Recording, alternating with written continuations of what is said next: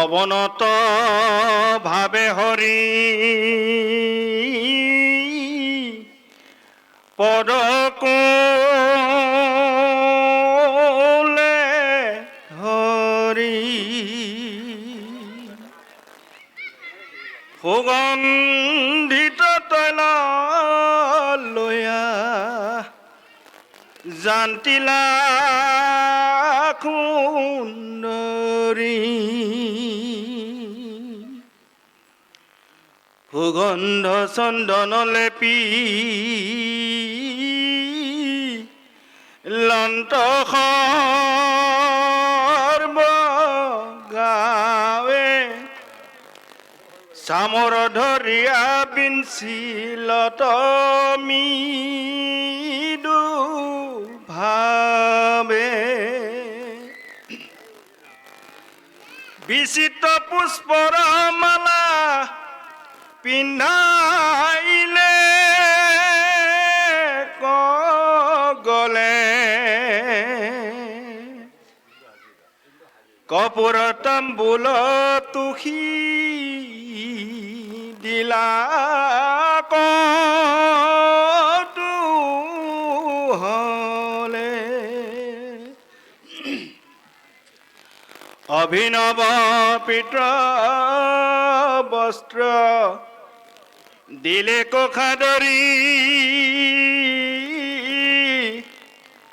বস্ত্ৰ অলংকাৰ আনি পিন্ধাইলা সুন্দৰী উদ্ধৱকো খেহি মতে কৰিলা ভকতি কৃষ্ণৰ ভকত জানিয়াতি মহাক্ষতি দ্বাৰত ৰহিলা জানি কৃষ্ণৰ ইংগিত দিলে কয়াখনত ভূ বখিলা মাটিত কৃষ্ণ দত্ত এখন কৰিয়া সন্মান কৃষ্ণ কচিন্তিয়া বীৰ ৰহিলা সিধান পাছে কৃষ্ণে সেইখনে উঠি আসনৰ বখিলা শয্যাত গয়া মহামনোহৰ মনুষ্যৰ চেষ্টা ধৰি ৰামন্ত জগত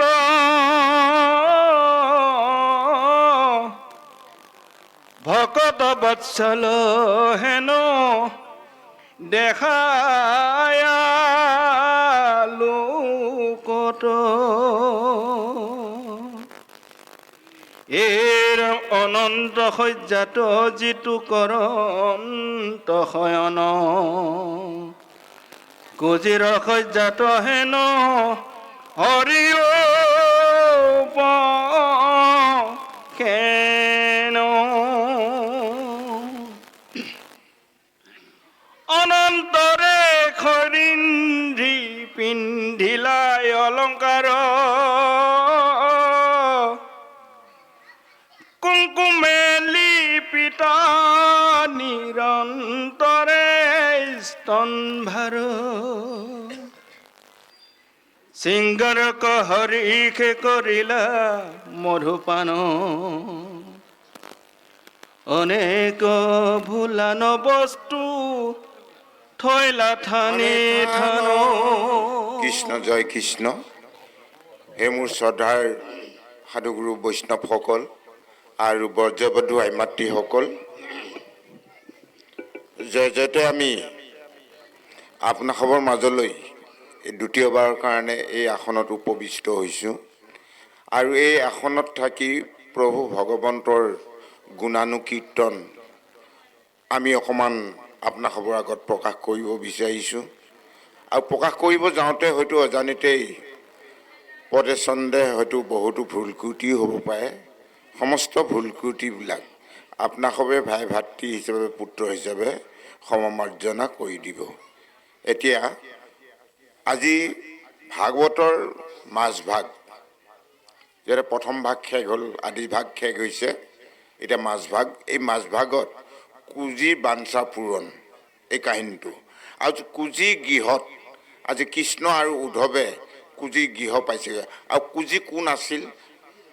আজি সেই কুজিয়ে অৰ্থাৎ কংসৰ মালিনী, কংসৰ মালিনী হিচাপে আছিল। তেওঁ ফুল জালি এইবিলাক ছিগি দিয়া, কংসক যা যোগাৰ কৰি দিয়া। আজি সেই কংসৰ কাৰণে আজি তেওঁ ফুল ছিগি ফুৰিবলগীয়া হৈছে। আৰু তেওঁ এটা প্ৰকাণ্ড এটা কোজ আছে, যিটো কোজত কেৱল বিষয়ে ভৰি আছে। সেই কোজটোৱে হ'ল আমাৰ প্ৰত্যেকৰ লগতে সেইটো কোজ আছে। যেতিয়ালৈ কৃষ্ণ দৰ্শন নহ'ব, ভগৱন্তৰ এজন প্ৰিয় ভক্ত হ'ব নোৱাৰিম, তেতিয়ালৈ আমাৰ বিষয়ৰ কোজটো আমাৰ পিঠিত সদায় লাগিয়ে আছে। আৰু এই বিষয়ৰ কোজটো কেতিয়া এৰিম? যেতিয়া কৃষ্ণ আৰু উদ্ধৱৰ দৰ্শন হ'ব, কৃষ্ণক আজি হৃদয়ত যেতিয়া স্থাপন কৰিব পাৰিম, উদ্ধৱক স্থাপন কৰি ল'ব পাৰিম, তেতিয়াহ'লে আমাৰ সেই কোজটো নিশ্চয় আমাৰ পিঠিৰ পৰা নোহোৱা হ'ব। আমি আকৌ নতুন এজন সুঠান ডেকা বা গাভৰুৰ দৰে আমি নিশ্চয় হ'ব পাৰিম। এই কথাখিনিত ইয়াৰ দ্বাৰা গম পোৱা গৈছে বা জনা গৈছে যে ভগৱন্তৰ ভক্তি কৰিব পাৰিলে আমি আমাৰ জীৱনটো সাৰ্থক কৰিব পাৰিম। আজি এই বিষয়ৰ লালসাত পৰি আমি সমস্ত বিষয়তে ডুব গৈ ভগৱন্তক পাহৰি, ভগৱন্তৰ চৰ্চা নকৰি, যে গ্ৰাম্য কথাত ৰতিমতী হৈ থাকি আমি কেৱল বিভোৰ হৈ আছোঁ এই ভৱ সমুদ্ৰত। আৰু এই ভৱ সমুদ্ৰত আমাৰ যিখন নামৰ নৌকা, এই নামৰ নৌকাত জৰিয়তে আমি পাৰ পাবৰ কাৰণে প্ৰত্যেকে চেষ্টা কৰিব লাগিব। আৰু পাৰ পাবলগীয়া হ'লে সেই নৌকাখনৰ গৰাকী হৈছে ভগৱান কৃষ্ণ। ভগৱন্তৰ নাম লৈ, তেওঁক কাণ্ডাৰী হিচাপে লৈ আমি নিশ্চয় এই ভৱ সমুদ্ৰখন পাৰ হ'ব লাগিব। আজি ভৱ সমুদ্ৰত আমি প্ৰত্যেকে সাঁতুৰি আছোঁ, দিনে ৰাতিয়ে অবিৰামভাৱে সাঁতুৰি আছোঁ, নিৰন্তৰে সাঁতুৰি আছোঁ, কিন্তু আমি পাৰ পোৱা নাই। তিনিটা তাপত আমি বিভোৰ হৈ, তিনি তাপত থাকি আমি আজি জুলুকে জুলুকে আমি পানী খাই আছোঁ। বিভিন্ন বিপদ শংকাত আমি পৰিবলগীয়া হৈছোঁ। ইয়াত আমাক সুন্দৰভাৱে পদবন্ধে প্ৰকাশ কৰিছে। আজি কুজিৰ গৃহত কৃষ্ণ আৰু উদ্ধৱ প্ৰৱেশ কৰিছেগৈ। আৰু সেই উদ্ধৱ আৰু কৃষ্ণ যেতিয়া প্ৰৱেশ কৰিবলগীয়া হৈছে, কুজিয়ে কিমান আনন্দ পাইছে। কুজিক এতিয়া চন্দন লিপিত কৰাইছে আৰু তেওঁক বিভিন্ন গোন্ধজাতীয় কিছুমান দ্ৰব্য তেওঁক লিপন দিছে। আৰু লগতে তেওঁক নতুন নতুন সাজ সজ্জা পৰিধান কৰাইছে। আৰু কুজি কোজটো নোহোৱা হৈছে।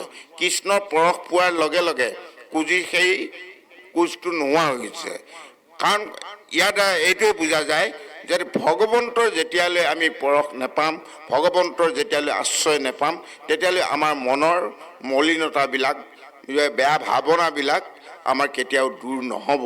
সেই গতিকে ইয়াৰ পিছত আমাৰ পদবন্ধে যিটো কয় আমি আপোনাসৱৰ মাজত বহলভাৱে আগবঢ়াই যাম। গোবিন্দ কৃষ্ণ পৰ সনহুয়াই আছে বৰ বালা, বস্ত্ৰ অলংকাৰ আৰু উজলিত কালা, কপুৰ তাম্বুলয়াতি ঘনে ঘনে খায়,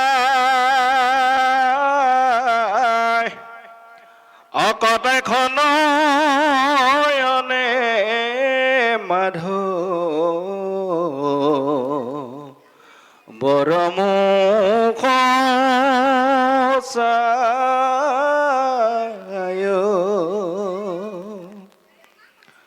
তৈলোক মোহনয়তী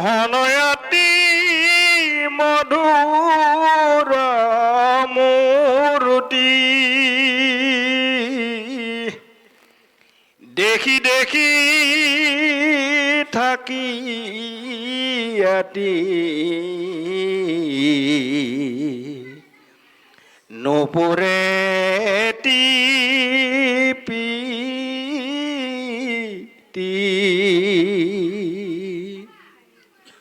মনে নগৰে ধৰি কৰুই আলিঙ্গন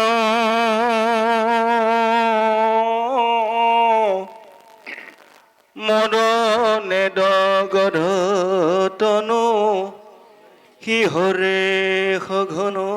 এতিয়া চাওক, হে গুৰুসকল, আমাক পদবন্ধে সুন্দৰভাৱে প্ৰকাশ কৰি কৈছে, আজি ভগৱন্তৰ পৰশ পাই, স্পৰ্শ পাই কুজি এগৰাকী সুন্দৰী যুৱতী হৈছে।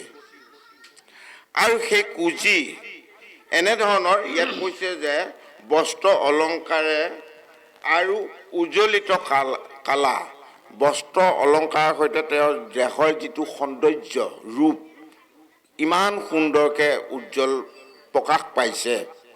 চাওক, এই বস্ত্ৰ বুলি কোৱাৰ লগে লগে আমি এই বস্ত্ৰভাগৰ কথাকে কোৱা নাই। বস্ত্ৰ মানে নাম প্ৰকাশ।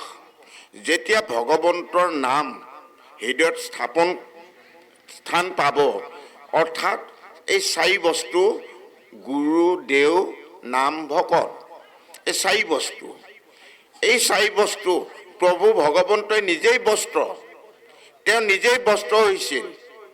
কুৰুৰ ৰাজসভাত যেতিয়া দ্ৰৌপদীক দুৰ্যোধন দুঃশাসনেৰে বস্ত্ৰহৰণ কৰিছিল, প্ৰভু ভগৱন্তই নিজেই বস্ত্ৰ হৈছিল। আৰু নিজেই বস্ত্ৰ হৈ তেওঁক মানে লজ্জা নিবাৰণ কৰিছিল ভগৱন্তই সমাজৰ মাজত। আজি সেই বস্ত্ৰ আজি ভকতৰ মাজত জীয়াই আছে। সেই বস্ত্ৰভাগেই হ'ল এই ভাগ বস্ত্ৰ, যাক আমি চেলেং চাদৰ বুলি কওঁ। যি চেলেং চাদৰ পৃথিৱী যেতিয়ালৈ থাকিব তেতিয়ালৈ এই চেলেং চাদৰ জীয়াই থাকিব, এই বস্তু প্ৰকাশ পাই থাকিব, নাম প্ৰকাশ পাই থাকিব। এই গুৰুসকল, ইয়াত আমাক সুন্দৰভাৱে কৈছে যে অপূৰ্ব কৰ্পূৰ তামোল আদি ঘনে ঘনে খাই কটাক্ষ নয়নে মাধৱক মুখ চাই। তামোল খাই সুন্দৰভাৱে তেওঁ যিটো চাদ লৈ আছে, চাদ লৈ প্ৰভু ভগৱন্তক অকণমান মানে লাজ, পোনপটীয়াকৈ চাব লাজ পাইছে, চিধা চিধি চাব লাজ পাইছে। তেওঁ অকণমান কেৰাহীকৈ মানে ভগৱন্তৰ মুখ দৰ্শন কৰিছে। আমিও যিকোনো ক্ষেত্ৰত যিকোনো মানুহ এজনৰ লগত আই এগৰাকীয়ে বা কোনোবা বাপ এজনে পোনপটীয়া চিধা চিধি চাই জানো? নেচাই নহয় জানো? পোনপটীয়াকৈ চোৱা নিয়মটো ভাল নে বেয়া বা? ভাল নহয়, সকলো ক্ষেত্ৰতে ভাল নহয় কিন্তু দেই। গতিকে ইয়াৰ প্ৰমাণ হিচাপে যেতিয়া সীতা আই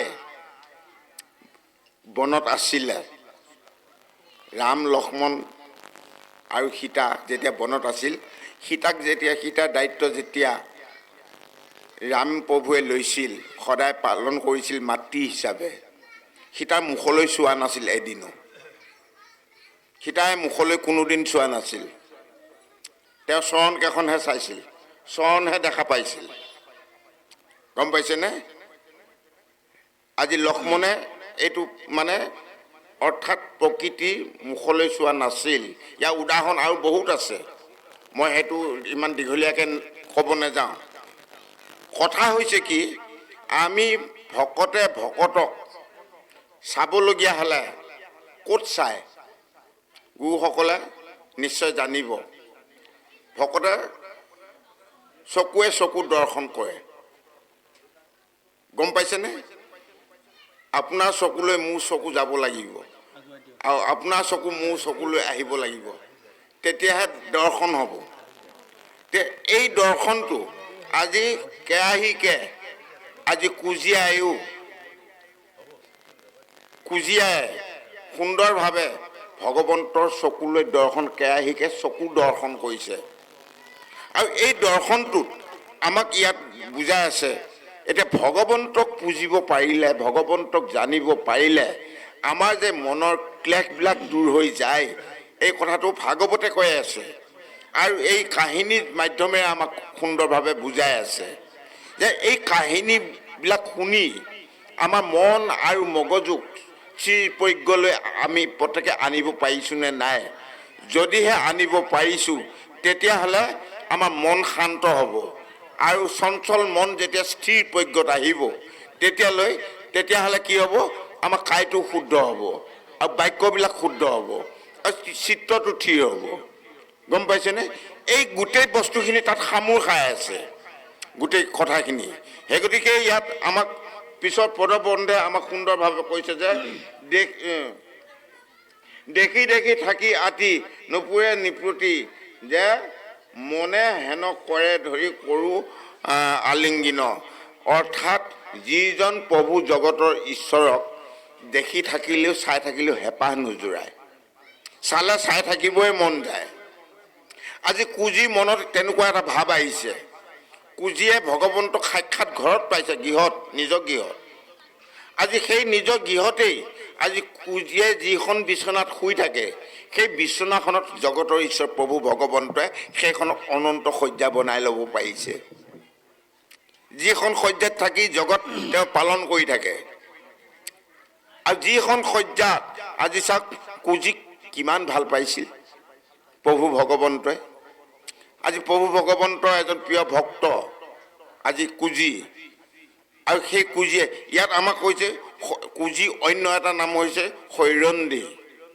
কুজি অন্য এটা নাম হৈছে শৈৰন্দী যে আজি শৈৰন্দী নামটো গুচি তেওঁ কুজি বুলি স্বীকৃতিপ্ৰাপ্ত হৈছিল কাৰণ কুজা হৈ ফুৰিছিল গতিকে তেওঁৰ নামটো কুজি হ'ল আচল নাম আছিল শৈৰন্দী কিন্তু সেই শৈৰন্দী নামটো লুপ্ত হৈ আজি কুজি যেনেকৈ এগৰাকী দীপলিপ যেতিয়া ৰূপহী যুৱতী হৈ উঠিছে আজি জগত মনোমোহা হৈ পৰিছে আনকি ভগৱান কৃষ্ণয়ো আৰু উদ্ধৱেও তেওঁলোকৰ মন প্ৰাণ মানে হাত পৰি গৈছে কুজিৰ ৰূপ আৰু যৌৱনত মানে আকৰ্ষিত হ'ব পাৰিছে আজি ভকতৰ যেতিয়া ভকতে যেতিয়া ভগৱন্তক চেনেহ শ্ৰদ্ধা ভক্তি কৰিব পাৰিব সেই ভকতৰ প্ৰতিও ভগৱান মোহিত হৈ যায় এই কথাৰ জৰিয়তে আমাক এইখিনি কথাকে বুজাইছে দেই গুৰুসকল কৃষ্ণ গোবিন্দ এৰাম প্ৰথম সংগম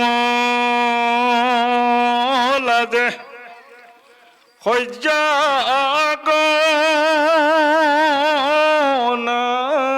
যায় মাথে ব্ৰস্ত দিয়া ৰৈল সমীপ চাপিয়া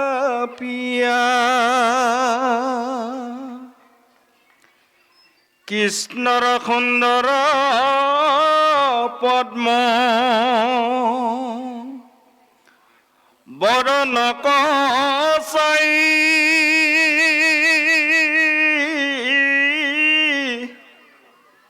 মৰণে দগধাই দি হন নাযায়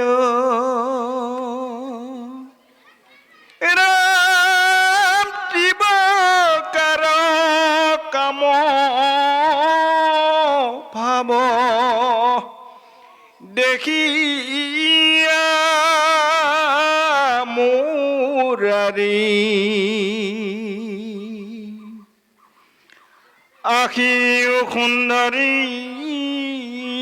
বুলি মাতিলা সাদৰী ভুঞ্জিও সাদৰী সুখে সতীও সজ্জাত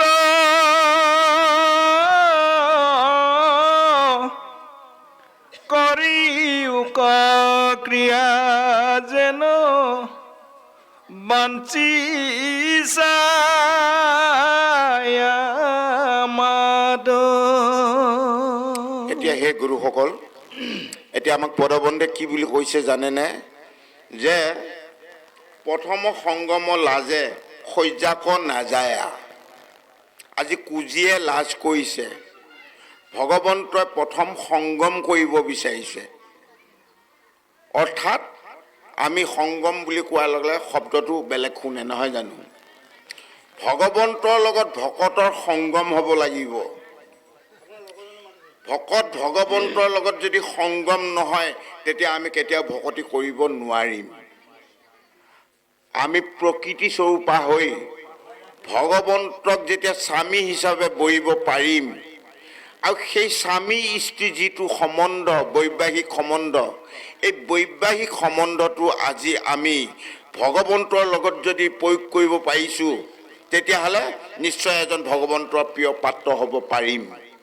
এই কথাটো ইমান সুন্দৰভাৱে আমাক উদাহৰণ দিছে। আৰু তেওঁৰ লগত কাম ভাৱ জাগ্ৰত হ'ব লাগিব। ভগৱন্তৰ লগত যদি কামনা বাসনা কৰা নাযায়, ভগৱন্তৰ এজন প্ৰিয় ভক্ত হ'ব নোৱাৰিম। আজি কামুক ভাৱে, কাম ভাৱটো বুলি কোৱাৰ লগে আমি শব্দটো শুনি বেয়া পাওঁ। এইটো এটা মানে অশ্লীল বাক্য বা অশ্লীল শব্দ বুলি কোৱা যায়। কিন্তু এনেকুৱা এটা কাম, যিটো কাম কেলি অৰ্থাৎ গোপীবিলাকে কৰি আছিল ব্ৰজৰ। যি ব্ৰজৰ গোপীসকলে জগতৰ ঈশ্বৰ প্ৰভু ভগৱন্তৰ লগত কামক জয় কৰিব পাৰিছিল। আজি আমি কামক জয় কৰিব পাৰিছোঁ নে নাই? ভগৱন্তৰ প্ৰতি প্ৰেম আমাৰ ভাৱটো আনিব পাৰিছোঁ নে নাই? ভগৱন্তৰ প্ৰতি যদি প্ৰেম আনিব পাৰিছোঁ, তেতিয়াহ'লে সেইজন ভগৱন্তক যদি আমি ভাল পাব বিচাৰিছোঁ, তেতিয়াহ'লে সেইজন ভগৱন্তই নিশ্চয় আমাক স্বামী হিচাপে ভাৰ্যা হিচাপে মৰ্যাদা দিব। আৰু প্ৰত্যেক স্বামীয়ে নিজৰ ভাৰ্যাগৰাকীক, সুভাৰ্যা এগৰাকীক ভাৰ্যাৰ মৰ্যাদাটো প্ৰতিজন স্বামীয়ে দিয়ে। আৰু সেই স্বামী যদি সেই সৎ ভাৱনাটো পাবলগীয়া হয়, মইতো সতী তিৰোতা হ'ব লাগিব, এগৰাকী সতী ভাৰ্যা হ'ব লাগিব। এই গুৰুসকল, আজি কুজিয়ে সতীত্ব ৰক্ষা কৰি ভগৱান কৃষ্ণক স্বামী হিচাপে বৰণ কৰিছে ভক্তিৰ মাৰ্গেদি। আৰু সেই স্বামীৰ যিটো শুশ্ৰূষা, যেনেকৈ ভগৱান কৃষ্ণক সেৱা শুশ্ৰূষা ভকতি কৰিছে তেওঁ গৃহত, আজি সেই তেওঁ সন্তুষ্ট হৈ, জগতৰ ঈশ্বৰ সন্তুষ্ট হৈ কুজিক আজি এই মানে বিভিন্ন তেওঁ যিবিলাক এতিয়া পদবন্ধে আমাক কৈ আছে কথা, তেওঁক আজি কুজিক সান্তনা দিছে। কুজিক তেওঁ এজন প্ৰিয় ভকত বনাব পাৰিছে বা এগৰাকী সাধু বনাব পাৰিছে। আজি তেওঁ আজি ভগৱন্তৰ প্ৰেমত মানে উত্তাল হৈ আছে। এই কথাখিনি আমাক সুন্দৰভাৱে পদবন্ধে কৈ আছে। এতিয়া চাওক, এই গোটেই কথাবিলাক আমাক বুজাইছে। আৰু এই কথাখিনিকে সুখ গুৰুজনাই পৰীক্ষিত ৰজাক কৈ আছে। চোৱা পৰীক্ষিত ৰজা মহাৰাজ, যে চাওক আজি কুজিয়ে, শৈৰন্ধিনীয়ে আজি এই বৃদ্ধ অৱস্থাত আজি গাভৰুৰ ৰূপটো পাইছে, সুন্দৰ এগৰাকী সুন্দৰী ৰূপ পাইছে। আজি আমিও বৃদ্ধ অৱস্থাত সেই সুন্দৰ ৰূপটো পাব পাৰোঁ নে নোৱাৰোঁ? সেই গতিকে এই সুন্দৰ ৰূপটো পাবলগীয়া হ'লে বা সৌন্দৰ্যটো পাবলগীয়া হ'লে আমি কি কৰিব লাগিব? এই বৃদ্ধ অৱস্থাত ৮০-৮৫ বছৰ বয়সত কৃষ্ণ মানে দৈৱকীয় বসুদেৱে কৃষ্ণক জন্ম দি ল'ব পাৰিছিল। দৈৱকী ৮০ বছৰ আৰু বসুদেৱৰ ৮৫ বছৰ, আৰু নন্দ যশোদাৰো ৮০-৮৫ বছৰ। এই বৃদ্ধ অৱস্থাতহে কৃষ্ণক পালনীয়া পুত্ৰ হিচাপে পাইছিল। আজি আমি আমাৰ প্ৰত্যেকৰ বয়স ভাতি দিলে ৭০, ৭৫, ৮০, ৮৫ এনেকুৱা হৈছে।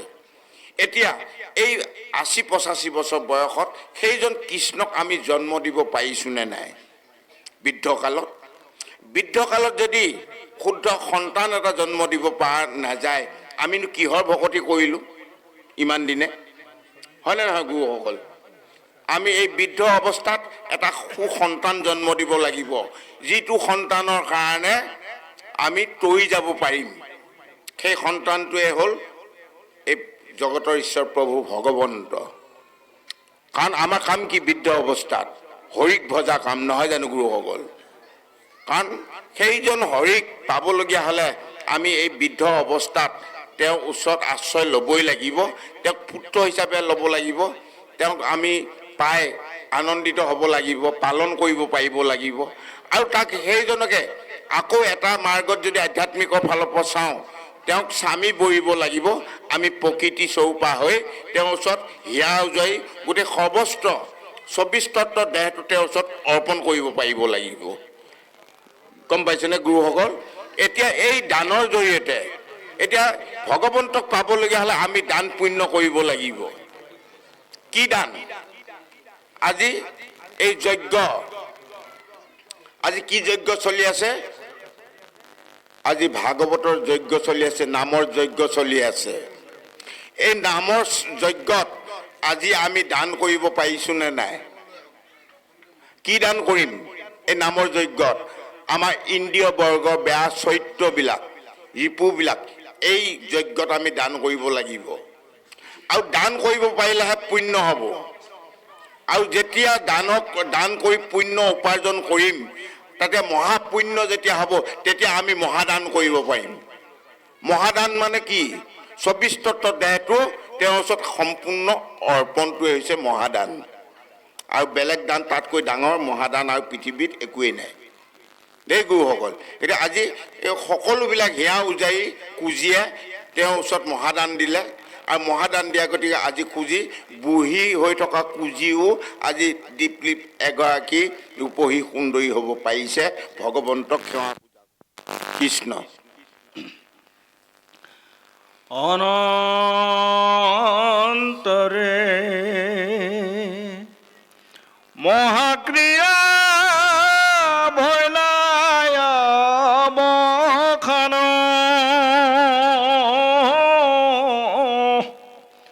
অকৃষ্ণ কয়নে কৰি লেকব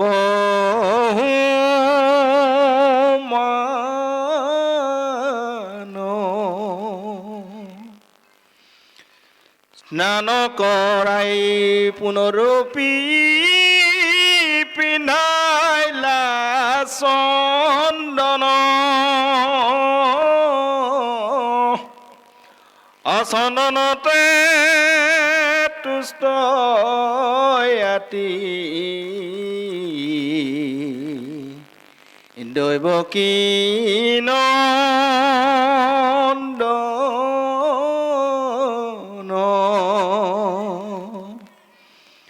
বিচিত্ৰ অমিত মধু ফল দিলায়নি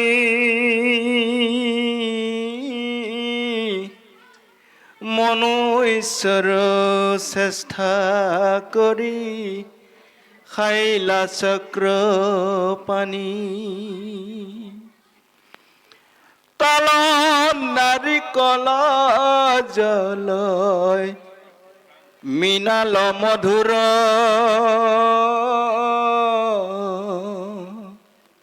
ভুঞ্জিলা তাম্বুল হৰি সুগন্ধ কপুৰ জৈবাক উদ্যোগ যেবে কৰন্ত মুৰাৰী দেখি হৈৰন্ধি প্ৰণামিলা জানো পাৰি ক্ৰিয়া তেখে শ্ৰদ্ধা তাইৰ নাই অনুমতি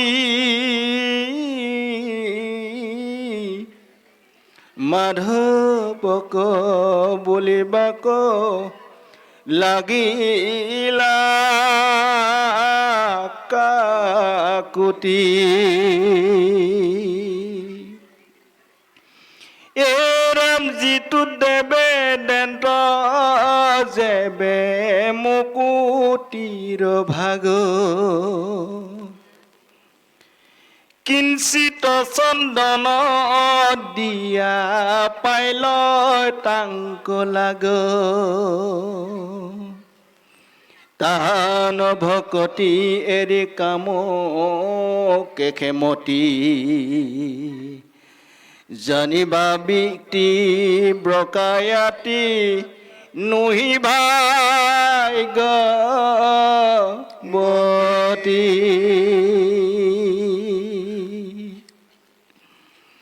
ইৰাম গোপী গণে কামে যদি ভজিলে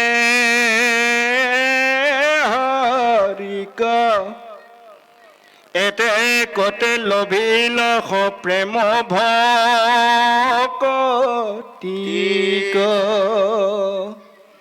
ৰাম গোপী ৰস দিশ এই নুহি ভাগ্যৱতী ইন্দ্ৰিয়ৰ প্ৰীতি খাদে নজানে ভকতি।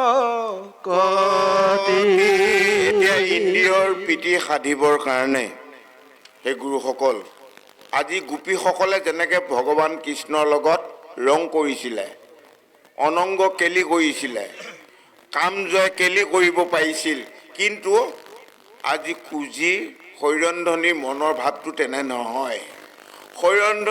হৈৰন্ধীয়ে ভাবিছিল যে সঁচাকেই কৃষ্ণই মোক ভাল পাইছে আৰু কৃষ্ণই মোক ভাল পায়। স্পীকাৰটো সিটো চাইডে। এতিয়া সেই হৈৰন্ধনীয়ে চাওক ভগৱান কৃষ্ণক তেওঁ সঁচাকৈ ভাল পাব বিচাৰিছিল। ইমানখিনি মৰম চেনেহ কৰিছে যেতিয়া, ইমান মোক ভাল পাইছে যেতিয়া, ইমান আপোনত গঢ়াই তুলিব পাৰিছে যেতিয়া, নিশ্চয় মোক বেছিকৈ ভাল পাইছে। তেওঁ অংগ কেলি কৰিব বিচাৰিছিল অন্তৰতে, কামজয় কেলি কৰিব বিচাৰিছিল, কাম বাসনা পূৰ্ণ কৰিব বিচাৰিছিল। কিন্তু আজি ভগৱন্তই এই কথাটো পদবন্ধে প্ৰকাশ কৰিছে যে গোপীসকলে কিন্তু আজি ইমান শ শ গোপীৰ লগত মই লীলা কৰিলোঁ, কিন্তু কোনো এগৰাকী গোপীয়ে কিন্তু এই মনোভাৱটো মই দেখা নাছিলোঁ। গম পাইছেনে? এই মনোভাৱটো দেখা নাছিলোঁ, কিন্তু আজি এওঁ কুজিৰ ক্ষেত্ৰত কিন্তু এই মনোভাৱটো মই অকণমান দেখা পাইছোঁ। এই গুৰুসকল এই কথাখিনি কিমান সুন্দৰভাৱে প্ৰকাশ কৰিছে।